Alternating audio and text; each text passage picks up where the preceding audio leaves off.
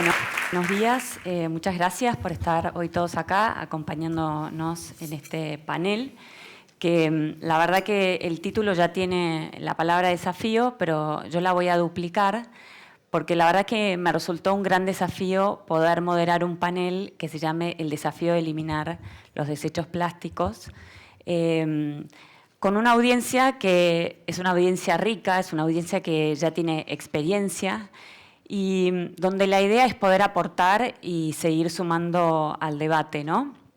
Un debate que, como ya se vino estableciendo desde el comienzo de la mañana, es un debate que hay que acelerar, es un debate que ya no nos queda más tiempo que para la acción, y muchas de las cosas se están haciendo y es un poco lo que venimos a hablar.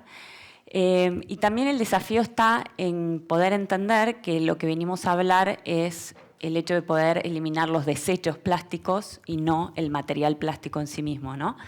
Entonces, al comienzo yo me negué un poquito al título, pero después, bueno, haciendo un poco de brainstorming con todos los acá presentes, me fueron convenciendo de que el desafío era esto, era poder plantear el título desde el principio, y para eso Tati nos va un poco a resumir cuáles son los desafíos de los desechos plásticos versus el material plástico. Gracias, Ana. Bueno, para mí es clarísimo que el problema no es el material, es el uso y el abuso, ¿no? El material es un material maravilloso que tiene un montón de propiedades, tiene un montón de valor.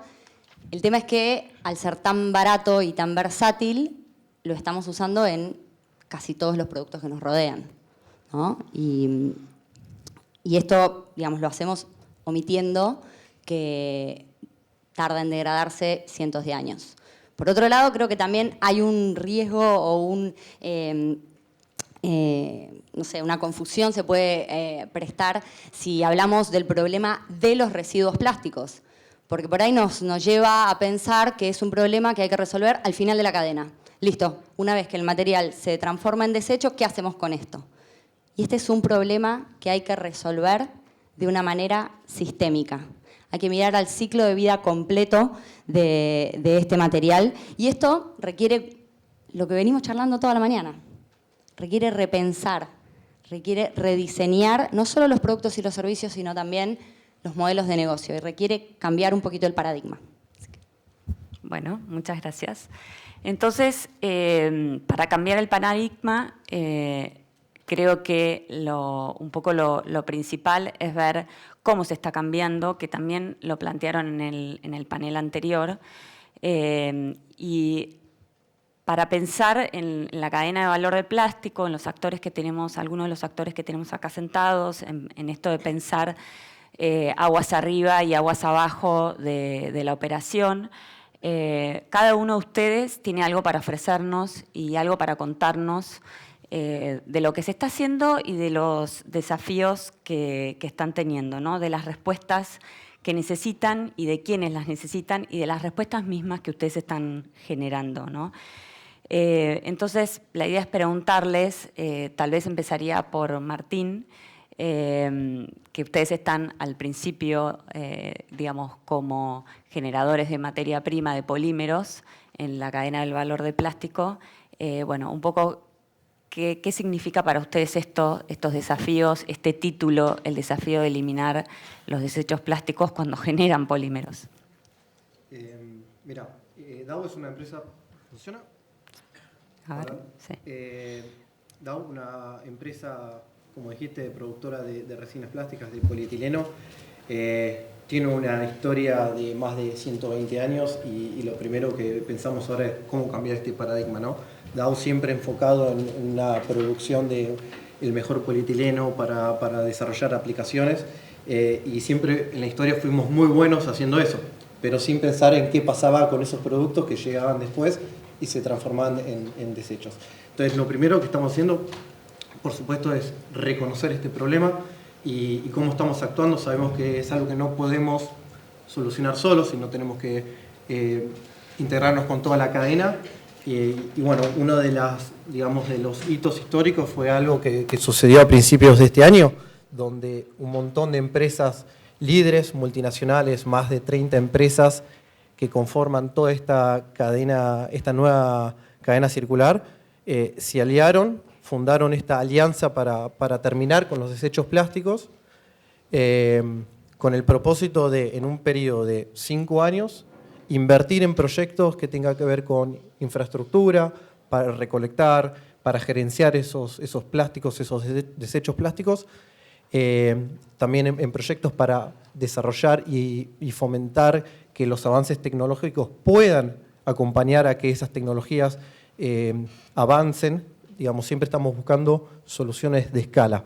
Entonces, Dow ya con estas empresas, Coca-Cola es parte, hay recicladores, hay ONGs, ya están teniendo estas conversaciones de cómo podemos, como dijo Tati, empezar desde el diseño, desde la producción, que sea más sustentable, pero siempre pensando en ese producto final, cómo podemos volver a incorporarlo en la cadena y todo el trabajo que están haciendo los recicladores. Reciclar acá, Sergio va a poder comentar un poco mayor en detalle, pero bueno, cómo todos podemos colaborar para generar esta nueva cadena de economía circular.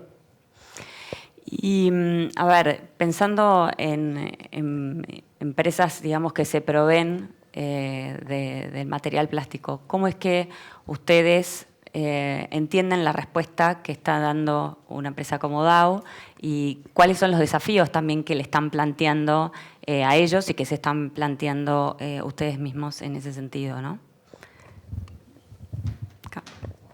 Bueno, yo me gustaría un poco hacer un resumen de lo que estuvimos hablando y es entender que desde Unilever compartimos esta necesidad de avanzar en esta economía circular regenerativa y eso implica no solo un cambio de hábito de consumo o postconsumo, sino también cómo vamos a cambiar toda nuestra cadena de valor y toda la cadena de producción.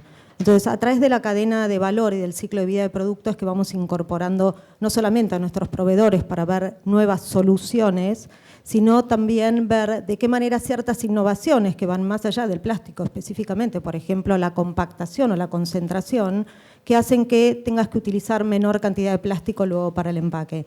Entonces, desde Unilever tenemos un enfoque integral a través de toda la cadena de valor, a través de todo el ciclo del producto. Y hoy estamos trabajando básicamente en 3 ejes que también trabajamos con todos nuestros proveedores, y diría interna y externamente, de no plásticos, mejores plásticos y cero plásticos.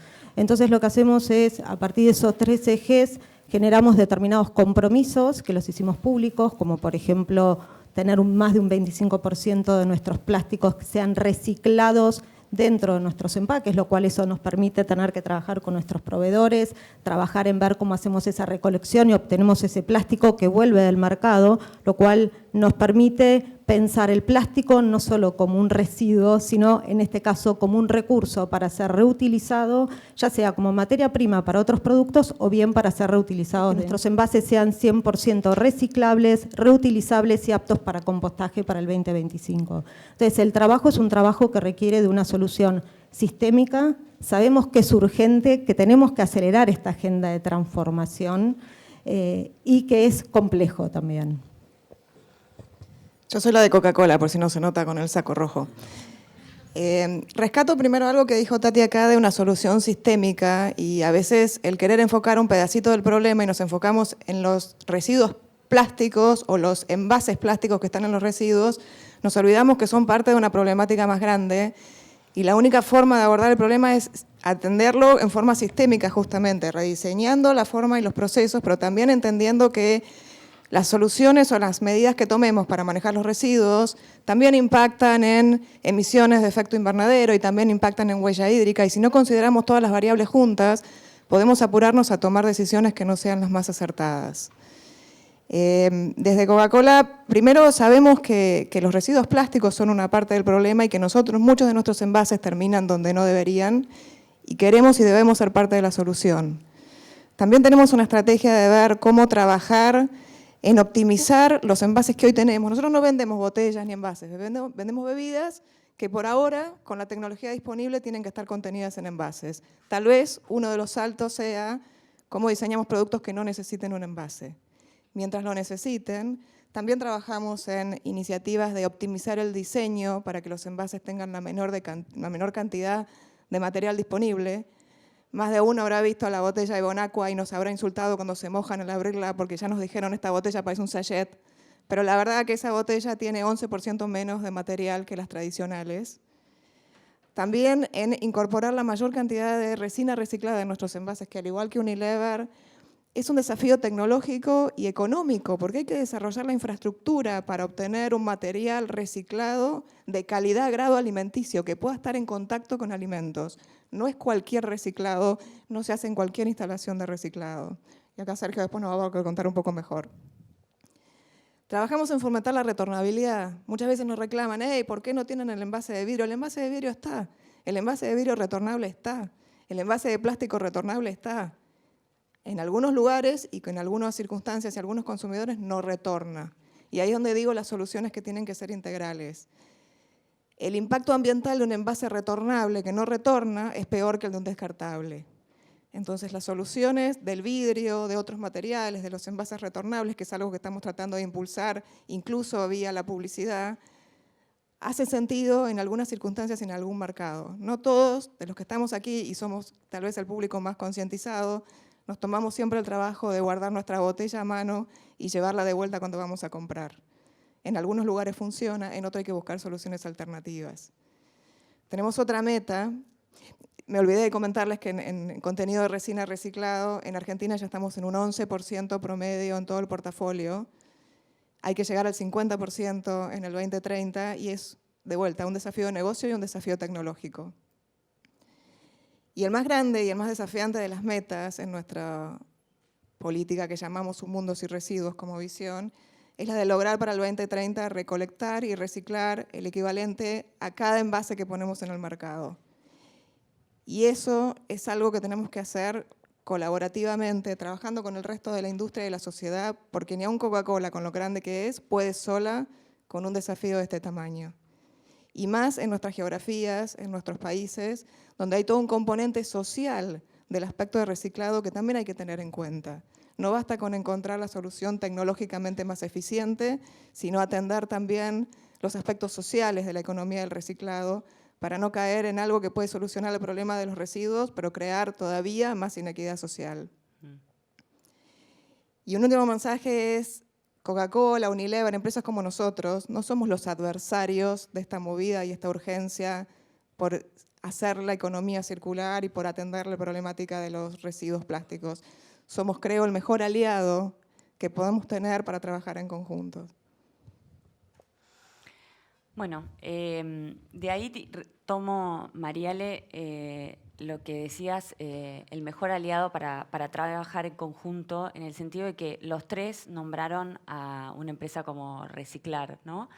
Que hace unos años no estaba dentro de la cadena de valor y hoy en día es un aliado sumamente importante. Entonces, Sergio, quería que nos cuentes qué es lo inédito un poco de este momento que estamos transitando para ustedes, bueno, y cómo se están enfrentando y adaptando a todos estos nuevos desafíos. Hola, sí, lo inédito para nosotros hace 30, 40 años que nos dedicamos a esto del reciclado y lo decías vos recién, ¿no? Que el último año, bueno, de alguna forma a través de estos tratados que se han firmado, de toda esta revolución que hubo, para nosotros notamos muy fuerte el cambio, ¿no? Nuestro material normalmente no entraba por la puerta principal de la fábrica, se entraba por atrás.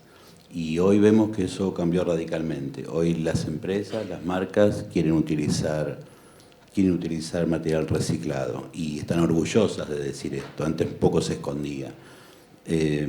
A decir verdad, te escuchaba recién y Coca-Cola me parece que es pionero en esto, ¿no? Porque yo creo que de los años, no sé, 90 estamos grandes. Más años de los años 90 Coca-Cola está impulsando y particularmente con nosotros, con Reciclar, han venido siempre apoyándonos, financiaron un poco el inicio de Reciclar, lo financió las primeras botellas por consumo de PET que se recogieron fueron gracias a la financiación que teníamos de Coca-Cola, y les hablo del año 90. Hoy, ustedes las recogían botellas, pero no las usaban. Hoy o hace años ya se empezaron a usar con esto que vos decís, estos procesos que son complejos. El reciclado, nosotros decimos esto, todos los plásticos son reciclables, absolutamente todos los plásticos son reciclables. Esto lo tenemos re claro, lo hemos visto, y cada vez que nos presentan algún desafío de reciclar algún plástico nuevo, nosotros lo podemos resolver.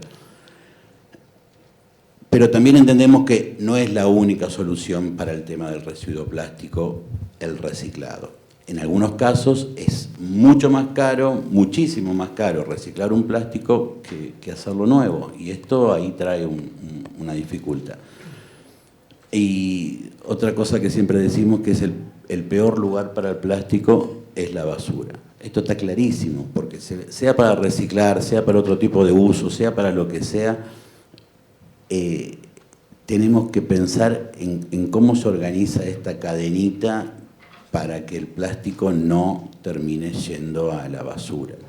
Y para esto hay distintos niveles de responsabilidades. Me parece que la persona, acá seguramente va a haber mucha gente, marketing y demás, la gente que diseña el envase tiene una gran responsabilidad de hacer un envase que sea amigable y que sea de un reciclado sencillo, o podemos hacer cosas raras como a veces nos pasan, que vienen botellas con distintos tipos de plástico que son incompatibles entre sí, la etiqueta, la tapita, hay algunos envases que tienen metales, hay distintas cosas. Creo que en el diseño del envase ahí hay un trabajo por hacer, como decía Tati, que hay que pensar, usar un poco la cabeza para esto, y hay que pensar en esta cuestión. Entonces yo digo, el diseño es importante, y después también tiene que ver con un tema, no sé, yo llamo cultural, demás, o sea, hay dos formas, o nos ponemos a limpiar o nos ensuciamos. Entonces, digo, si la botella, una vez que el consumidor la utilizó, va a parar al lugar que tiene que ir a parar, y después hay una recolección diferenciada, y todo tiene su caminito, bueno, va a ser todo más sencillo. Yo digo esto, que la botella no va a parar al mar porque necesita agua salada para regenerarse. La botella va a parar al mar porque nosotros la dejamos cerca de la playa y el mar pasa y se la lleva. O sea, no es un tema del plástico, es un tema de las personas que tenemos que cuidar y no tenemos que dejar que esto suceda, ¿no? Bueno, no sé si mezclé un poco, pero di una idea más o menos de lo que nos pasa.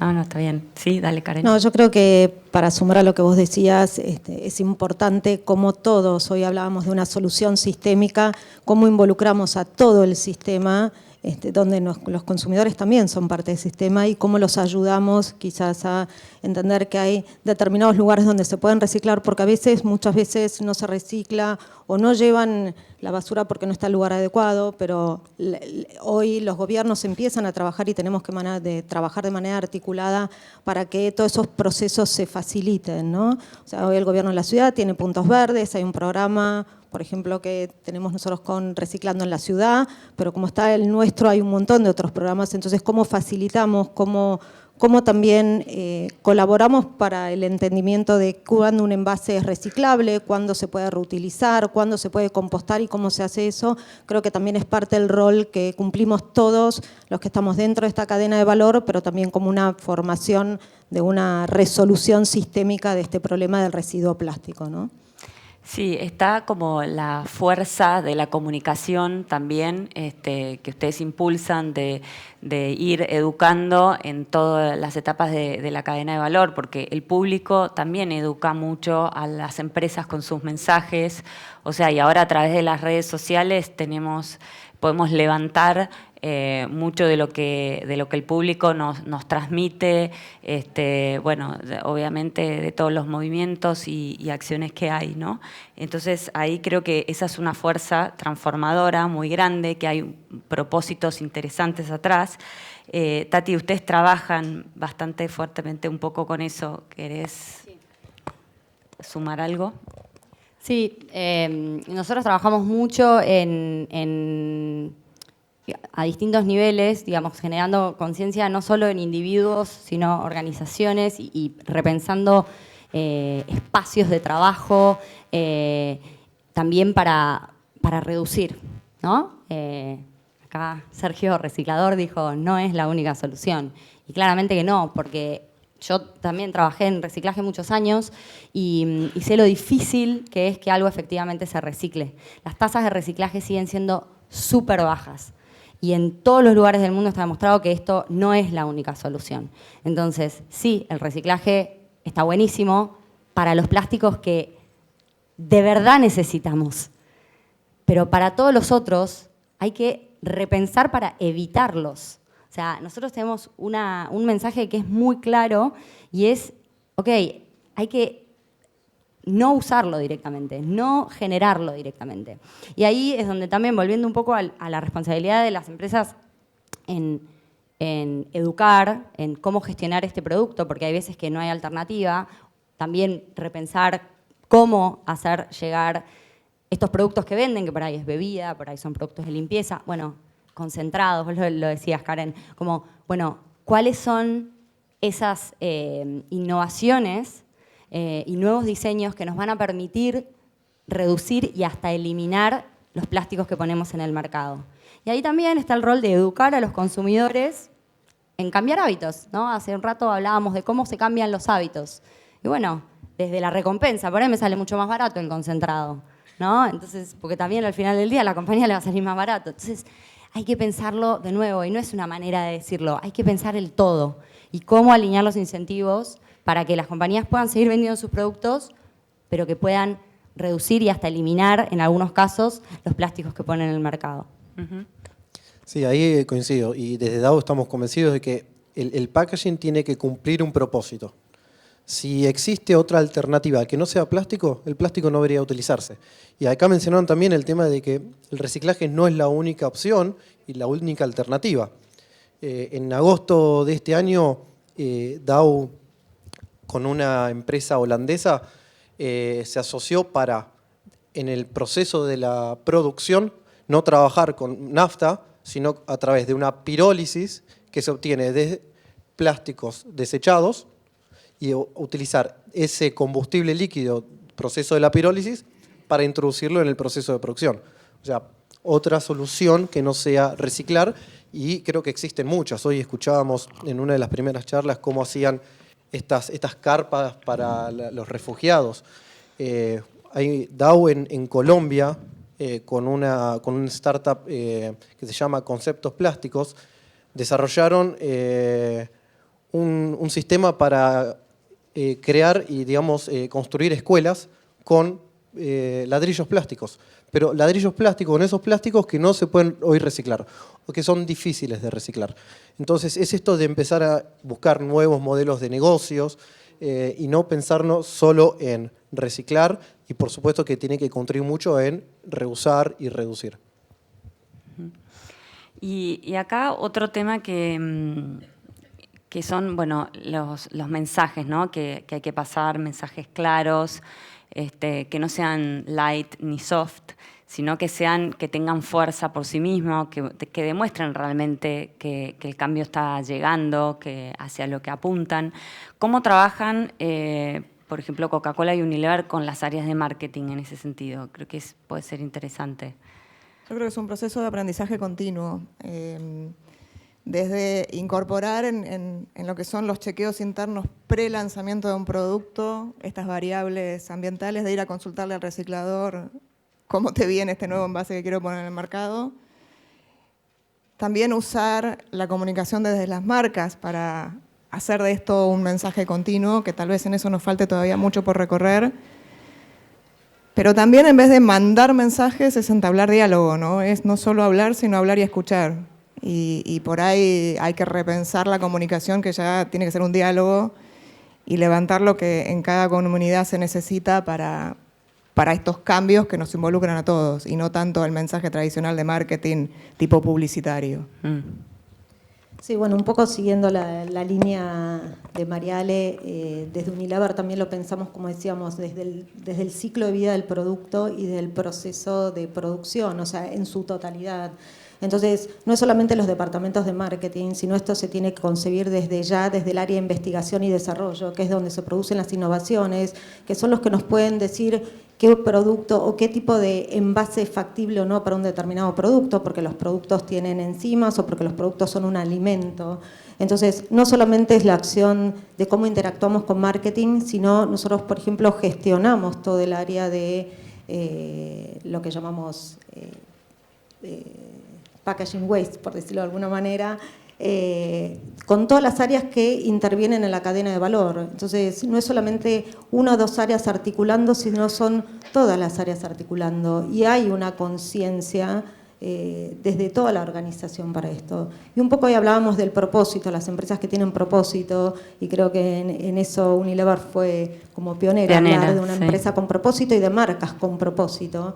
Y esas marcas con propósito no solamente tienden a tener un impacto social positivo, sino también que trabajan para reducir el impacto ambiental que produce la producción de ese mismo producto. Entonces me parece que es una interacción, que es algo más sistémico también internamente, pero donde participan todas las áreas, del que compra ese packaging, desde quién puede pensarlo, si es factible o no es factible, y de esas innovaciones que hablábamos de la compactación, de la concentración, que ayudan a cambiar hábitos que, como vimos, no es fácil y lo estamos experimentando y lo experimentamos a diario, pero creemos que es importante seguir avanzando en esa dirección porque creemos que es la correcta. ¿Y ahí cómo interviene en lo que es la innovación, la disrupción? ¿Cómo interviene, digamos, la ciencia? O sea, las metas que pone la ciencia, lo que la ciencia un poco dice, ¿no? Porque, digo, detrás de mucho de lo que estamos hablando hoy, también está la realidad científica, o sea, por ejemplo, el tema del cambio climático, que no es una suposición, sino que es un hecho, ¿no? Entonces, ¿cómo también lo piensan desde ese lado, cómo trabajan con esos datos, con esos factores, con esa información? ¿Se involucran? Bueno, claramente sí. Nosotros desde que empezamos con nuestro plan de vida sustentable tenemos muchas de estas variables que tienen que ver hoy ya con la crisis climática, que tiene que ver con que los recursos del planeta son finitos y tenemos que pensar que si siguiéramos con el nivel de consumo que tenemos hoy, para la población que viene necesitaríamos 3 planetas. Entonces incorporamos muchas de las variables, porque hoy hablamos del plástico como una problemática, pero hay otras problemáticas vinculadas a la utilización del agua, a la utilización de las tierras como recursos para la agricultura. Entonces lo vemos de una manera transversal y trabajamos en distintos objetivos dentro de lo que es nuestra cadena de valor y el ciclo de vida de nuestro producto, pero sí son variables que se tienen en cuenta. El tema es que para cada una de ellas se necesita una solución realmente sistemática, o sea, necesitamos de todos los actores involucrados, nosotros como compañía, como parte del problema y ser parte de la solución, pero también de todo el ecosistema en el cual nos desarrollamos y nos envolvemos. ¿Vos, María, le querés sumar algo?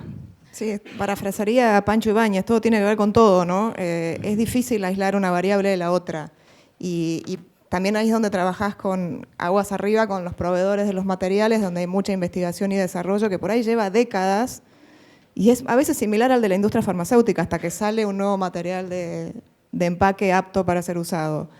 Y abajo también en nuevas tecnologías de reciclado. Y es claro que la urgencia del momento también va a requerir un salto cualitativo que va a venir de la mano de la tecnología y hay que invertir en el desarrollo de esa nueva tecnología.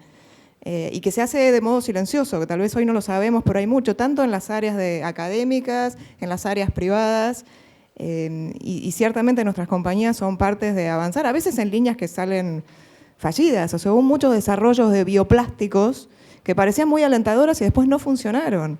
Pero bueno, es parte del trabajo de ir probando y aprendiendo hasta poder tener ese salto tecnológico. Tati, ¿querés? No. ¿Vos querés decir algo? No, coincido. Tiene que haber un salto de calidad, pero todo esto lleva inversión en investigación y desarrollo. Una empresa como Dow o las petroquímicas hace años que no se involucraban en, digamos, un material reciclado y hay empresas saliendo a vender un material de postconsumo que las empresas y las marcas puedan utilizar en sus productos y así cumplir con los compromisos, requiere un desarrollo y una tecnología de punta, ¿no? Y esto lleva tiempo, pero bueno, ya se pusieron en marcha planes, ya se están trabajando con empresas como Reciclar y otras en todas las regiones para mejorar la calidad de ese producto. Pero esto lleva desarrollo, investigación y es tiempo. Yo quiero señalar, porque digo, acá parece que ya tenemos la solución. O sea, ya, entonces, ¿cuál es el problema? ¿No? Pero bueno, digo, por un lado, vemos que hay un problema grande, ya estamos todos de acuerdo.